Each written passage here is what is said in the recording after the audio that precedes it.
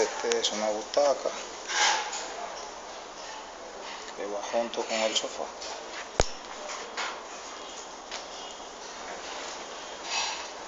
Es de igual terminación, una terminación en caoba, muy bonito, tallado.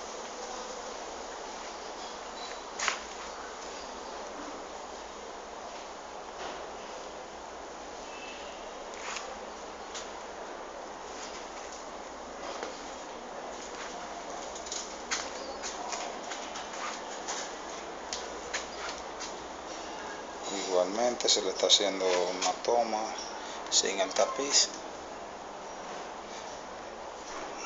Una persona que le guste, si desea comprarlo, se le hace el tapizado con la tela y el color que le guste.